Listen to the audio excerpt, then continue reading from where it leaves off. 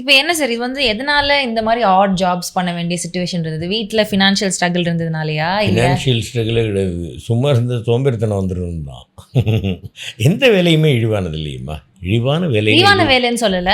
இந்த மாதிரி வேலைகள் பண்ணதுக்கான காரணம் என்னவா இருந்தது? இப்போ காரணம் சினிமா சும்மா இருக்கக்கூடாதுல்ல. சும்மா இருந்தாக்க அப்புறம் போர் அடிக்கும். மூளை வந்து கண்டதையும் சிந்திக்க சொல்லும். அந்த மாதிரியான வயது அப்போ. என்ன வயசுல இந்த வேலையெல்லாம் பண்ணீங்க? டீனேஜ் இல்லை, அதுக்கு மேலே தான். டீனேஜில் படிச்சுக்கிட்டுல இருந்தேன். பிப்ரவரி 20, 25 வயது அந்த மாதிரி சுச்சுவேஷனில்.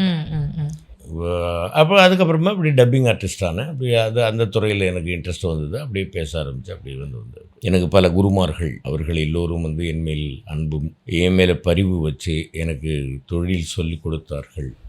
இயல்பாகவே நமக்கு வந்து இந்த நகைச்சுவை உணர்வு கொஞ்சம் இருந்ததுனால அந்த மாதிரி கேரக்டர்ஸாக பேச ஆரம்பித்தேன். அதுக்கப்புறமா கொஞ்சம் நடிக்கவும் வரும் அப்படின்னு தெரிஞ்சுக்கிட்டு இது பண்ணது என்னுடைய நண்பன் ராஜு ஈஸ்வர்.